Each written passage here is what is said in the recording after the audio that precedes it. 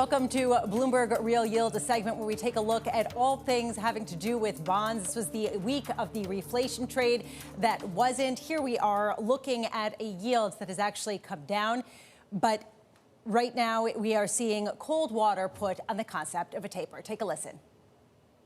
The economy is far from our goals, maximum employment and stable prices. We would likely aim to achieve inflation moderately above 2% for some time. We're strongly committed to our framework. We're on track to make substantial further progress. Now is not the time to be talking about exit. Be careful not to exit too early. We'll let the world know well in advance of active consideration of beginning a gradual taper of asset purchases. Try not to talk about exit all the time if you're not, if you're sending that signal, because the markets are listening.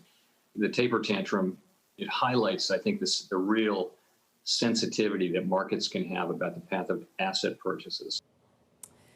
Right now, we have with us Diana Amoa of JPMorgan Asset Management joining us, portfolio manager there. So first of all, let's just start about the taper versus not taper discussion. What do you think, Diana, is the earliest that the Fed could feasibly start thinking about tapering their bond purchases?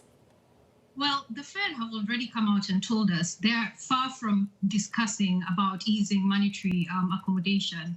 And that's really because the economy is not yet at full steam. And additionally, inflation is very, very benign. So it seems premature for markets to be having this discussion. And I think the data this week also actually supports the fact that we're far from the point where the Fed should be discussing easing back on accommodation. That's not to say that discussion won't happen. We think probably by the end of this year, they will start steering the market towards dialing back on their asset purchases. The sequencing, though, is important. What the Fed is trying to avoid is a repeat of 2013. So they don't want to talk about hikes or taking off the balance sheet until they can anchor the hike expectations. Markets have moved to price 2 hikes for 2023. The Fed's dots are not showing that at all. So I would expect the Fed would wait until at the earliest September, when the 2024 dot is actually in play for their economic projections, and use that as a signaling tool to separate the discussion between balance sheet reduction and monetary easing. What's the greater risk right now that you see in the next year or two? Disinflation or inflation that picks up more than people currently expect? Well, in the very near term, we think we might see a little bit of inflationary pressures coming through, and some of that is very well telegraphed. So we all know we have a big base effect that's going to show through in the April inflation print, which will be released in May. So Q2 numbers might look a little bit higher than where we are. And also we are seeing some supply chain disruptions. So we might see a little bit of that coming through in the data. But ultimately, housing remains very weak. And housing is actually the bigger part of the CPI basket in the US.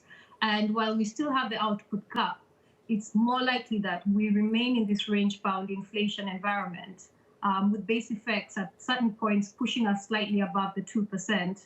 But longer term, it's likely to just be very well anchored. So given the fact that inflation is likely to be anchored and the Federal Reserve probably isn't going to think about tapering on any time soon, is it preferable right now to take liquidity risk or credit risk? Credit risk, Lisa, all the way. We're in a reflationary backdrop. Despite the fact that we have this soft patch, this is also, again, something that was well telegraphed. We know about the seasonal pickup in the viruses, but this is a quarter where markets will really have to separate the signal from the noise. The noise is, yes, we are seeing the health side of things deteriorating, but the signal is that we have a vaccine that's being rolled out globally. And that's going to mean that by the end of this year, we're likely to have herd immunity as far as the virus goes. You have easy monetary policy, and you have what in the US, you can't really call the numbers that we got last night support or aid. I think we need to call it what it is, and it's stimulus. It's 2 times what we had at the worst of the drawdown in growth in Q2 last year. So we have a US that is really going to be having significant monetary and fiscal stimulus. And this is going to be across the board. So we're in a reflationary environment, and that does favor credit and cyclical trades. One of those cyclical trades is emerging markets debt. And I know that this is something that you favor and a lot of people have been pointing to. How much is this a bet on the weakening dollar? And how do you avoid some of the debt crises that the World Bank and the IMF have discussed? So the weak dollar already played out towards the second half of last year. We do see moderate weakness in the dollar, but that's not going to be the big driver of this trade going forward.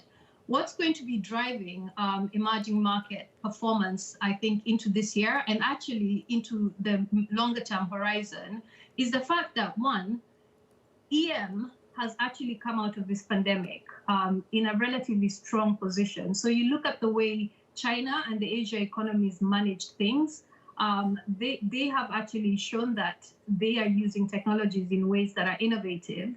And this has led economies to revise their focus on when China becomes the largest economy in the world. So this is going to be happening in this decade. So structurally, we do see interest in EM will only grow going forward. Additionally, we've had the discussion around reflation and things like commodities. A big percentage of global commodities come from emerging markets. I think it's clear to say that we are probably in the middle of a big commodity super cycle, and that's going to be very supportive of emerging markets. Yeah. So you have the standalone support coming from China that's going to be supporting the likes of Korea, Taiwan, because of the interlinkages with the economies. You have the commodity demand coming through from the rest of the world, and you have very easy monetary policy with EM. In terms of fixed income indices, if you look at the global aggregate indices, EM accounts for only 13% of the index, and yet it's more than 40% of the yield. So investors will have to be looking into emerging markets if they want to get that income at levels that are attractive. Diana Amoa, thank you so much for being with us and have a wonderful weekend. Time now for the final spread, the week ahead. Coming up next week, U.S. markets closed Monday for Martin Luther King Day. Former Fed Chair Janet Yellen's Treasury Secretary confirmation coming up on Tuesday. Joe Biden and Kamala Harris taking office following their inauguration on Wednesday. An ECB rate decision on Thursday, and on Friday, we get market PMIs from the U.S. and Eurozone closing out the week. From New York, that does it for us. Back again, same time next week, and this is Bloomberg.